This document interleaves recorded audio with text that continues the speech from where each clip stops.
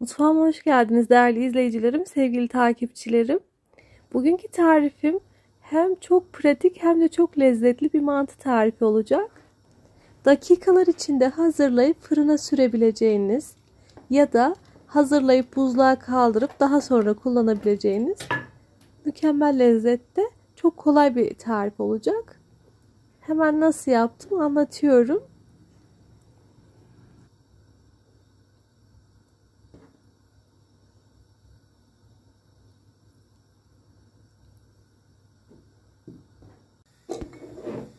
Ben ölçüleri az kullandım. Dilerseniz ölçüleri 2-3 katına çıkarabilirsiniz. 1,5 çay kaşığı tuz, 1 su bardağı ılık süt kullanıyorum. Su bardağı ölçüm 200 milim klasik su bardağı ile. Üzerine de 2 su bardağı un ekliyorum. Ve hiç elimi sürmeden bir tahta kaşık yardımıyla güzel karıştırıyorum.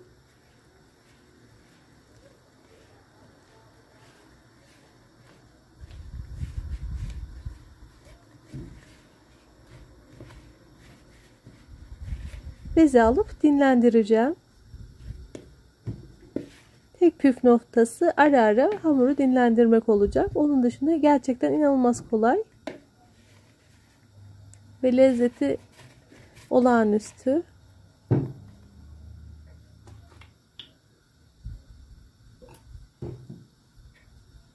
Elime biraz yağ sürdüm. Tahta kaşığı çıkarıp bir süre daha toparlıyorum. Siz de benim yaptığım gibi elinizi çok az yağlarsanız tekrar un eklemeden toparlayabileceksiniz.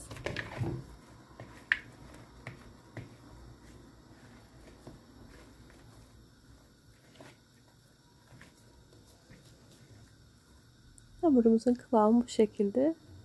1'e 2 ölçü olarak yaptık. Bir hamur kesici yardımıyla 4 eşit beze oluşturuyorum.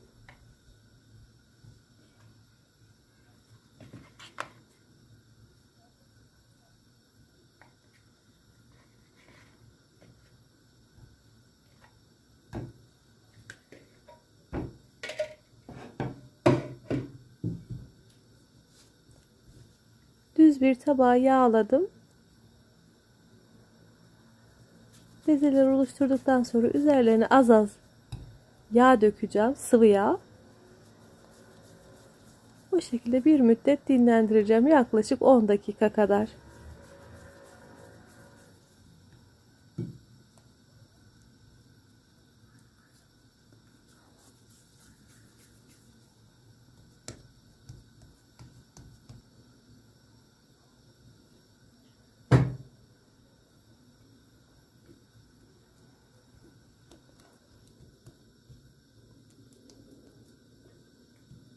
Temiz bir poşet ya da üzerine bir kapak kapatıp dediğim gibi 10-15 dakika kadar ılık ortamda dinlendiriyorum. Bu arada iç harcını hazırlıyorum. 200 gram kadar kıyma, üzerine rendelenmiş, suyu süzülmüş kuru soğan ve baharatlarını ekliyorum. Tuz, karabiber ve pul biber ekledim. Dilerseniz ince kıyılmış maydanoz da ekleyebilirsiniz. Harcımı karıştırıyorum.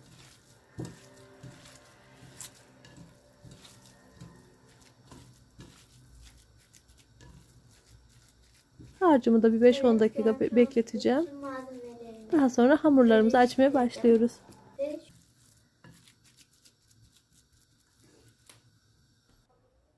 Oklava, merdane kullanmadan tamamen parmak uçlarımızla açacağız. Masaya biraz yağ sürebilirsiniz. Yağın etkisiyle ve dinlenmiş hamur olduğu için kolaylıkla açılıyor. Ara ara çok az daha yağ ekliyorum.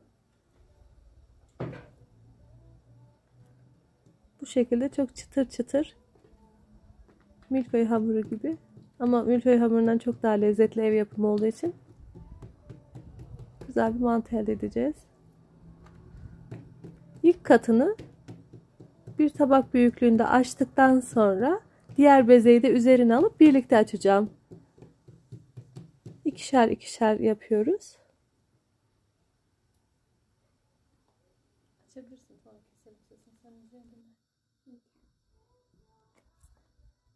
Diğer bezeyi almadan önce çok az daha yağ sürdüm birbirine yapışmaması için.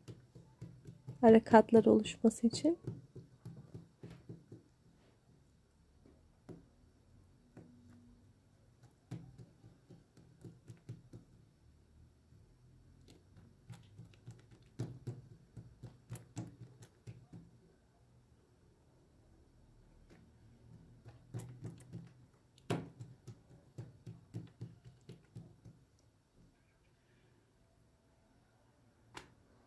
Ara ara çevirerek ikisini de eşit miktarda aynı incelikte açmaya çalışıyorum.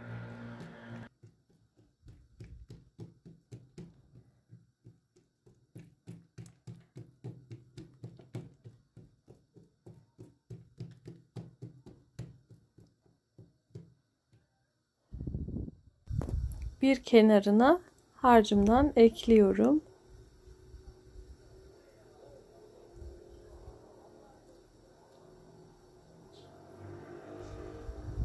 Ve 2 sefer çevirecek kadar sarıyorum.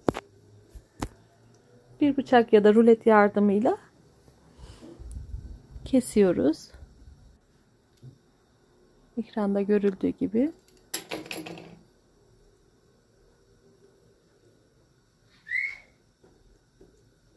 Daha sonra 3'er santim boyunda ya da 2,5-2-3 santim boyunda kesiyoruz ve iki ucunu tutup ortada birleştiriyoruz ve fırın kabına alıyoruz.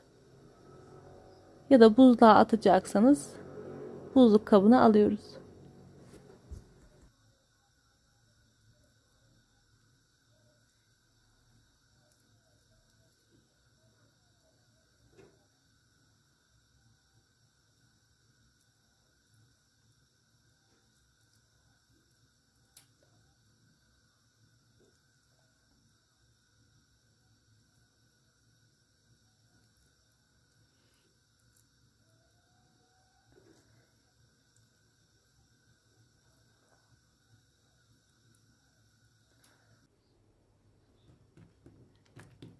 İkinci seferde birini tabakta birini masada açtım. Bu şekilde daha kolay oldu.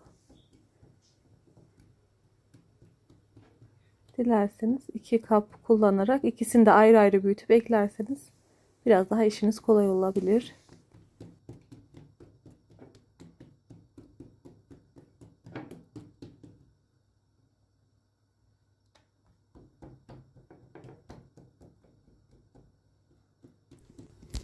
Hamurlarım bitti. Yarısını ayrı bir kaba aldım. Üzerine bir streç film geçirip buzlukta saklayacağım. Dilediğiniz zaman direkt fırına koyabilirsiniz. Hiç beklemenize gerek kalmadan direkt fırında pişirip tüketebilirsiniz. Fırında 200 derecede alt üst ayarda üstü altı pembeleşinceye kadar pişirdim.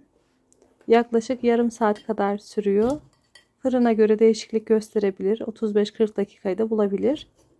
Servis tabağıma alıyorum. Üzerine sarımsaklı bir yoğurt hazırladım ve sosu içinde sıvı yağ ve toz kırmızı biber hazırladım.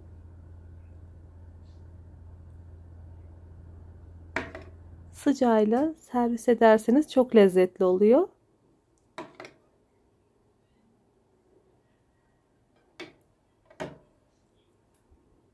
Ne zaman servis edecekseniz yoğurdunu o zaman eklemenizi öneririm. Birkaç saate yumuşayabiliyor çünkü.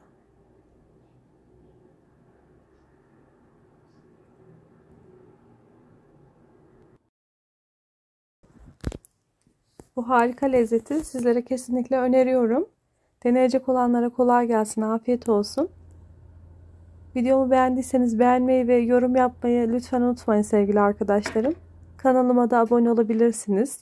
Yeni tariflerimden haberdar olmak için bildirim zilini aktifleştirebilirsiniz. Yeni tariflerimde görüşmek üzere. Kendinize çok iyi bakın. Hoşça kalın.